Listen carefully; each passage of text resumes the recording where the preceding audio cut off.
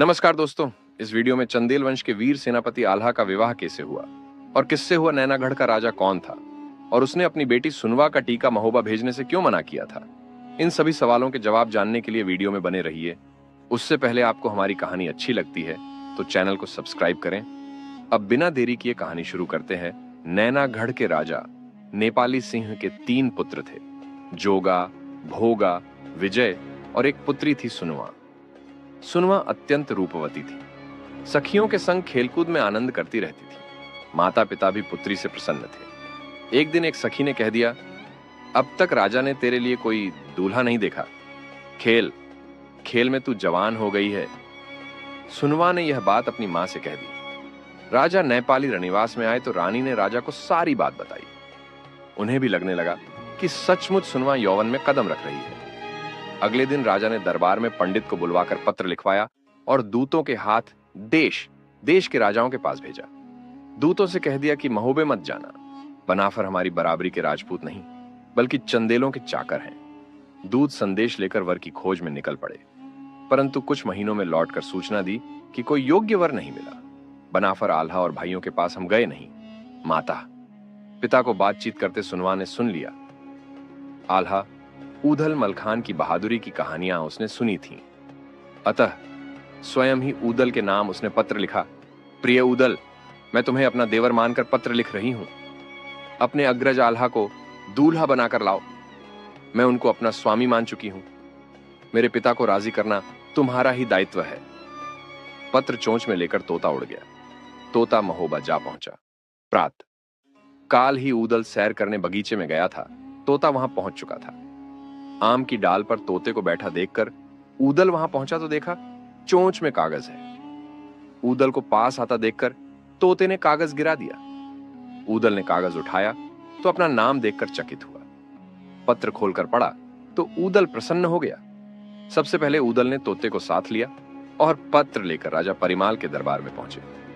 राजा ने पत्र को पढ़ा और अपनी गद्दी के नीचे सरका दिया। वीर मलखान बोले, दादाजी, पत्र कहां से आया है और इसमें क्या सूचना है? आपने इसे गद्दी के नीचे क्यों छिपा लिया? राजा परिमाल ने सारी बात बता दी, परंतु कहा कि नैनागढ़ के राजा ने हमें टीका नहीं भेजा। यह पुत्री सुनवा का पत्र है। युद्ध तो करना पड़ेगा। अभी हमें युद्ध स्वीकार नहीं करना चाहिए। मलखान और ऊदल दोनों ने कहा कि आपको युद्ध नहीं करना पड़ेगा। उनके जोगा भोगा 2 वीर हैं तो क्या हुआ। इधर ऊदल और मलखान जान की बाजी लगाने को तैयार हैं। राजा परिमाल ने रानी मल्हना को जाकर बताया कि मलखान और ऊदल दोनों को समझा देना। नैनागढ़ से लोहा लेना हमें भारी पड़ेगा। रानी मल्हना ने दोनों वीर पुत्रों को बुलाया और समझाने की कोशिश की। मल्हना से मलखान ने कहा, माता, हम मानने वाले नहीं हैं। आल्हा के लिए यह ईश्वर ने ही संदेश भेजा है। इसको स्वीकार करने में ही हमारी कीर्ति है। इनकार करने से हमारी शान में बट्टा लग जाएगा। माता विवश हो गई। उसने दिवला और तिलका दोनों को बुलवाया। तीनों ने प्रसन्नता पूर्वक पंडित को बुलवाया। विवाह के लिए पंचांग से शुभ घड़ी दिखवाई। पंडित ने कहा कि इस समय ही शुभ घड़ी है, तुरंत ब्याह की तैयारी करो। फिर तो और महिलाओं को बुलवाकर मंगल गान होने लगे। वीर आल्हा को बुलवाकर चौकी पर बिठाया गया। 7 सुहागिन महिलाओं ने आल्हा पर तेल हल्दी चढ़ाने की क्रिया शुरू कर दी। सभी को यथायोग्य नेग इनाम दिए गए। आल्हा को सुंदर वस्त्र पहनाकर पालकी में सवार किया। रानी मल्हना, दिवला और तिलका ने आल्हा को तथा और भाइयों को भी आशीर्वाद दिए। रानी दिवला कुएं में गिरने की परंपरा निभाने चली तो मल्हना बोली, यह रस्म मैं पूरी करूंगी। मैंने आल्हा ऊदल को पाला है। दिवला को तो ऐतराज ही नहीं था। मल्हना कुएं में गिरने का नाटक करने लगी तो आल्हा ने उन्हें गोदी में उठा लिया और विवाह करने का आश्वासन दिया। आल्हा ने तीनों माताओं के चरण छुए और कूच का डंका बजा दिया। ऊदल ने फिर सुनवा के लिए पत्र लिखा और तोते के गले में बांधकर उसे उड़ा दिया।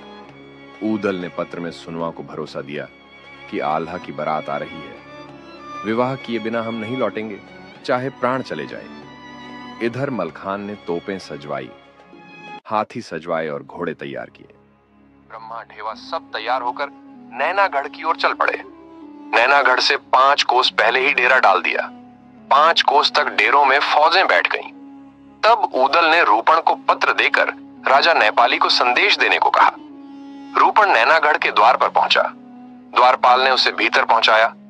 रूपण ने राजा को प्रणाम किया और पत्र दिया। परिचय बताया कि महोबा से आए हैं, आल्हा का विवाह है, बारात लाए हैं।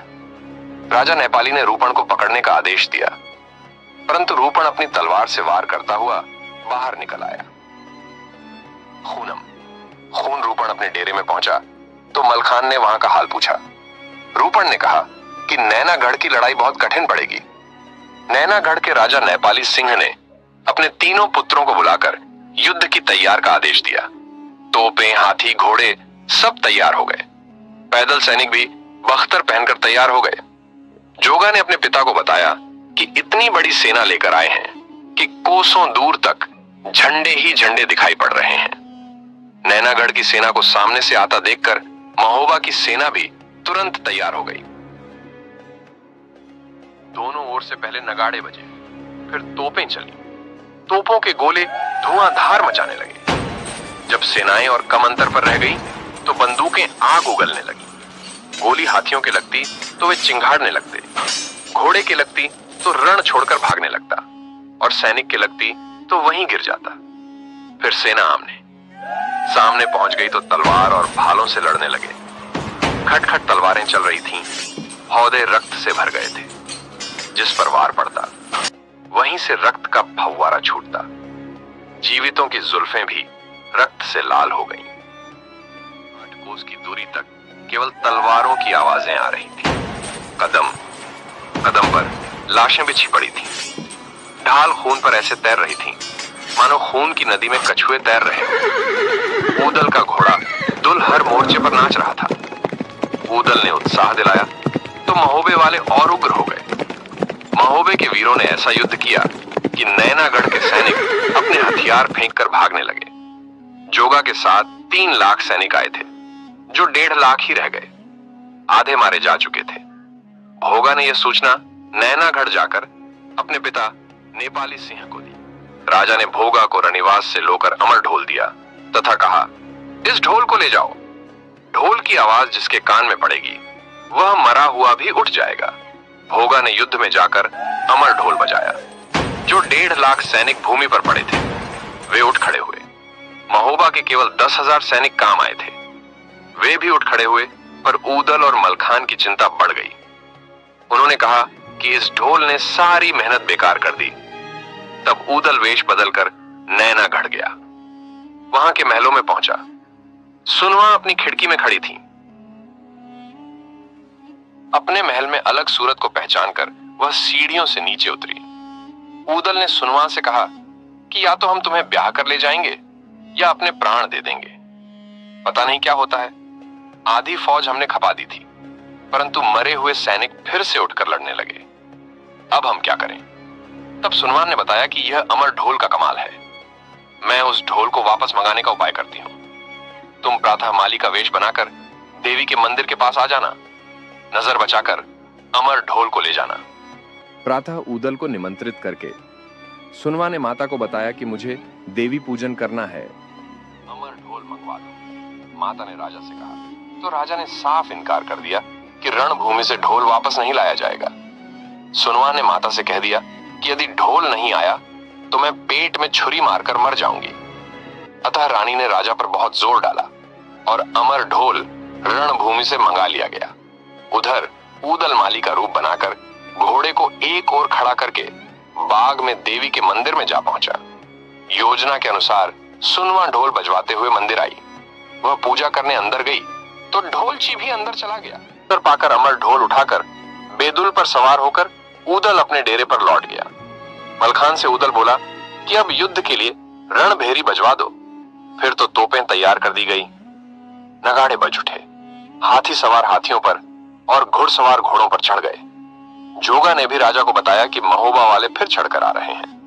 राजा ने भोगा, जोगा, विजय और पटना के राजा पूरन को फौजें तैयार करने का आदेश दिया।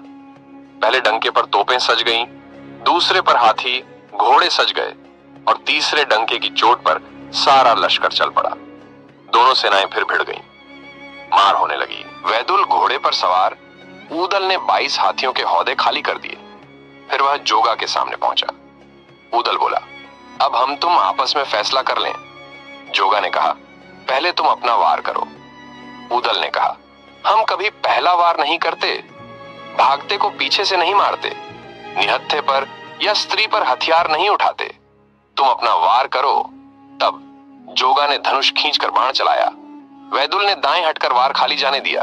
फिर जोगा ने 3 बार तलवार के वार किए। तब ऊदल ने भाला फेंका। जोगा का घोड़ा 5 कदम पीछे हट गया। सामने से भोगा आ गया। उसे जवाब देने को मलखान आ भिड़ा। भोगा ने तलवार का वार किया, पर मलखे ने चोट बचा ली। मलखान वार करना ही चाहते थे। तभी ऊदल ने आवाज लगाकर वार करने को मना किया। अरे, इसे मत मारना, भांवर पर नेक कौन करेगा। फिर मलखान और ऊदल ने रण में मारा मचा दी। नैनागढ़ की सेना भागने लगी। राजा नेपाली फिर देवी के मठ में अमर ढोल लेने गए। वहां अमर ढोल न देखकर घबराया। पूजा करके हवन करवाया। तब देवी की आभा ने कहा, तुम्हें इंद्र ने ढोल दिया था, मैं इंद्र से फिर ढोल मंगा देती हूं। देवी ने इंद्रलोक में जाकर कहा। इंद्र ने देवता भेजकर ढोल तो मंगा लिया, पर देवी को बताया कि आल्हा को शारदा माता ने अमर रहने का वरदान दिया है, अतः आल्हा के विरुद्ध हम कुछ नहीं करेंगे। अतः अमर ढोल को फोड़ दिया गया। देवी ने राजा नेपाली से कहा कि ढोल फट गया, अब काम नहीं करेगा। फिर राजा नेपाली ने अपने मित्र सुंदरवन वाले अरिनंदन को पत्र भेजकर सहायता के लिए बुलाया। सुंदरवन से अरिनंदन ने आकर नदी के पार डेरा डाला। ज्यों ही नदी में नावों पर नृत्य शुरू हुआ, आल्हा देखने लगे तो अरिनंदन ने आल्हा का परिचय पूछा और नाव पर बिठाकर सुंदरवन को रवाना कर दिया। बहुत देर तक आल्हा के न मिलने पर ऊदल और मलखे ने ढेवा से कहा कि अपने पत्रा से देखकर बताओ। तब तक रूपण ने आकर सारी घटना बता दी। ढेवा ने उपाय बताया कि ऊदल सौदागर का वेश बनाकर जाए। तब ऊदल ने वैदुल पर मखमल की झूल डलवाई और स्वयं घोड़ों का सौदागर बन गया। सुंदरवन पहुंचकर फाटक पर द्वारपाल से कहा कि वह घोड़ों का सौदागर है। अरिनंदन को खबर भेज दी कि घोड़ा खरीद लें। अरिनंदन ने कीमत पूछी तो ऊदल ने कहा, पहले सवारी करके देख लो, फिर कीमत पूछना। राजा ने अपने दरबारी जनों को घोड़ा परखने को कहा। ऊदल ने कहा कि घोड़े काबुल से लाए हैं। 5 घोड़े महोबा में बेचे थे, 2 जूनागढ़ में बेचे हैं। अरिनंदन ने आल्हा को बुलाया और कहा कि घोड़े पर सवारी करके दिखाओ तो कैद माफ कर देंगे। आल्हा बजरंगबली को याद करके घोड़े पर सवार हुए। ऊदल ने इशारा कर दिया। ऊदल भी अपने बेदुल पर चढ़े और आल्हा ऊदल दोनों अपने दल में पहुंचे तो ऊदल मलखान से बोला, जल्दी युद्ध शुरू करो और आल्हा भाई की भांवर डलवाओ। नगाड़ा बजा दिया। हाथी वाले हाथी पर चढ़ गए। घुड़सवार अपने अपने घोड़ों पर चढ़ गए। ऊदल वैदुल पर, मलखान कबूतरी पर, जगनिक हरनागर घोड़े पर, ढेवा मनुरथा पर, सुलिखे घोड़े करेलिया पर और ताला सैयद सिंहनी घोड़ी पर सवार हो गए। आल्हा अपने पंचशावद हाथी पर बैठे। मन्ना गुजर और रूपणवारी सबने तैयारी कर ली। दूसरी तरफ राजा नेपाली सिंह ने भी तीनों लड़के खड़े कर दिए। दोनों लश्कर खेतों में पहुंच गए। वाला पूरन भी चौथे भाई की तरह साथ था। ऊदल ने कहा, जल्दी सुनवा की भांवर डलवा दो, क्यों नाहक अपनी जान गंवाते हो। जोगा बोला, बनाफर ओछी जात है, पूरे राजपूत नहीं है। ऊदल ने तुरंत जवाब दिया, मेरा नाम ऊदल सिंह राय है, 10 राज तथा मां देव कुंवरी के पुत्र हैं। फिर तो दोनों ही आपस में जूझने को तैयार हो गए। आगे बढ़ते हैं। ऊदल और भोगा युद्ध भूमि में आमने सामने थे। जोगा ने पहले तीर चलाया, फिर भाला मारा, परंतु बेदुल घोड़े ने दाएं बाएं हटकर वार बचा दिए। फिर जोगा ने सिरोही का वार किया। सिरोही टूटकर मूठ हाथ में रह गई। ढाल को घुमा के मारा तो जोगा को धरती पर गिरा दिया। फिर तो ऊदल ने जोगा को जंजीर से बांध लिया। भोगा ने अपना घोड़ा आगे बढ़ाया तो मलखान ने भी अपनी घोड़ी को आगे बढ़ा दिया। भोगा ने तलवार के 3 वार लगातार किए, जिन्हें मलखान ने बचा लिया। फिर मलखान ने ढाल से धक्का मारा तो भोगा गिर गया। इस प्रकार भोगा भी कैद हो गया। विजय आगे बढ़ा तो ढेवा भिड़ गया। यहां भी तलवार के वार खाली गए। उसी प्रकार विजया को भी गिराकर बंदी बना लिया। राजा पूरन हाथी पर सवार थे, उनसे जगनिक भिड़ रहा था। उसने एक झटके में महावत को मार गिराया। फिर हौदा के स्वर्ण पुष्प और अंबारी को गिरा दिया। पूरन घबरा गया था, उसे भी जगनिक ने बांध लिया। आल्हा का दल इन्हें बांधकर अपने डेरे पर ले आया।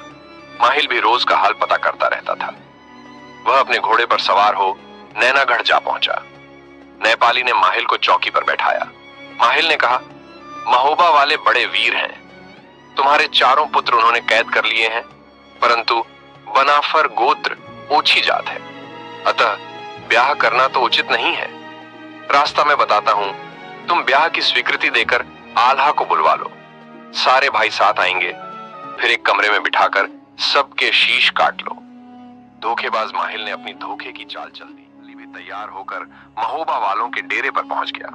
साथ में पंडित, नाई, भाट और नेगी सब ले लिए। रूपणवारी ने उन्हें आल्हा का तंबू दिखा दिया। नेपाली राजा आल्हा के तंबू में जा पहुंचा। आल्हा ने उनके लिए चौकी बिछवा दी। बैठकर राजा ने कहा, आल्हा, तुम्हारे माता पिता धन्य हैं और राजा परिमाल भी धन्य हैं, जिनके पास तुम्हारे जैसे सेनानायक हैं। तुम्हारे जो घर के परिवार के हैं वे हमारे साथ चलें। मैं अभी भांवर डालने की व्यवस्था करवाता हूं। मलखान ने कहा, हम सब चलेंगे, हमारी फौज भी चलेगी। राजा ने कहा, अकेले आल्हा को भेज दो, भांवर डलवाकर अभी विदा करके ले आना। उदल ने कहा, तुम हमारे साथ धोखा तो नहीं कर रहे? राजा नेपाली ने तुरंत गंगा जल मंगा लिया और कसम खाई। आल्हा साथ जाने को तैयार हो गए। साथ में ताला सैयद, ब्रह्मा, ढेवा, उदल, मलखे, सुलिखे, रूपण, मन्ना सब तैयार हो गए। जोगा, भोगा, विजया, पूरन चारों को कैद से छोड़ दिया गया। नेपाली ने महल में पहुंचते ही मंडा गाढ़ने का आदेश दे दिया। पुरोहित, नेगी और पंडित सब बुलवा लिए। नेपाली ने 2000 लड़ाके सैनिक बुलाकर कोठरियों में छिपा लिए। सबको अंदर करके फाटक बंद कर लिया गया।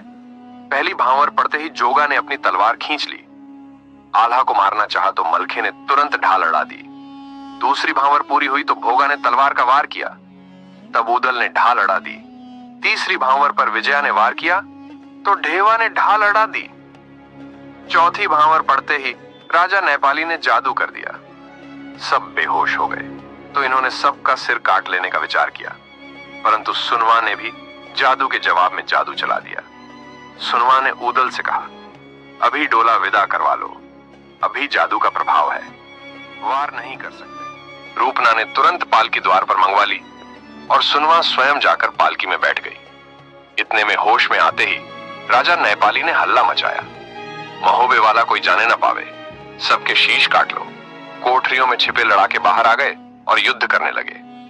महोबे वालों ने अपनी बहादुरी से जोगा, भोगा, विजया सबको बांध लिया। सैकड़ों वीर मारे गए। मंडप में खून की नदियां बहने लगीं। आल्हा पर जादू चलाकर उसे काबू में कर लिया। बाकी सातों ने लड़कर नैनागढ़ वालों के छक्के छुड़ा दिए। अब आल्हा को बंद कर लिया।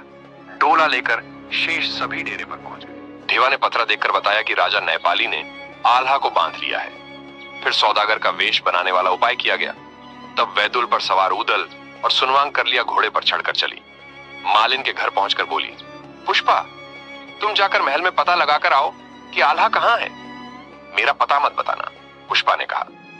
मैं यहीं से बता रही हूं कि आल्हा शीश महल में है। गुजरी दूध वाली का रूप बनाकर चली जाओ। सुनवा सिर पर दही की हांडी रखकर शीश महल में पहुंच गई। तब सुनवा ने कहा, मैं चित्तौड़गढ़ के राजा मोहन की बेटी हूं, तुम्हें कैद से छुड़वाने आई हूं। तब सुनवा को अपनी अंगूठी निकालकर आल्हा ने दे दी। अंगूठी लेकर वह मालन के घर पहुंच गई। उदल से बोली, अब सौदागर बनकर शीश महल में पहुंच जाओ, घोड़ा बेचने की बात करो। उदल सौदागर बनकर दोनों घोड़े लिए वहां जा पहुंचा। द्वारपालों ने पूछा तो बता दिया कि काबुल से घोड़ा बेचने आया हूं। राजा को खबर अपने आप पहुंच गई।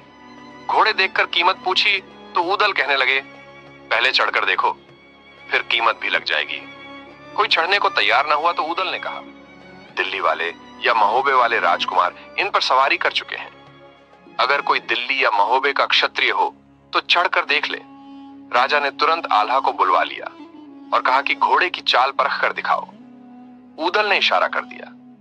आल्हा खुश हो गया। आल्हा, उदल दोनों घोड़ों पर चढ़कर अपने डेरे में जा पहुंचे। इधर सुनवा भी सवारी करके डेरे पर पहुंच गई। फिर तो उन्होंने अपने डेरे उखड़वाए और शीघ्र ही महोबे को चल दिए। रूपना वारी को पहले सूचनार्थ भेज दिया। रूपना ने माता मल्हना को सूचना दे दी कि बारात मदन ताल पर पहुंच चुकी है। नैनागढ़ में भारी युद्ध हुआ, परंतु आपके आशीर्वाद से आपके पुत्र जंग जीतकर सुनवा का डोला लेकर आए हैं। माता मल्हना ने रनिवास में सबको समाचार देकर मंगलाचार की तैयारी कर ली। रानी दिवला और तिलका को भी बुला लिया। उधर रूपना ने मदन ताल पहुंचकर ऊदल को सूचित किया कि माताओं को समाचार दे दिया है। ऊदल ने पंडित चिंतामणि को बुलवाकर घर में प्रवेश करने की शुभ घड़ी पूछी। पंचांग विचार कर पंडित जी ने बताया कि इस समय मुहूर्त उत्तम है। इस प्रकार आल्हा का विवाह संपन्न हुआ। वीडियो अच्छी लगी तो लाइक करें।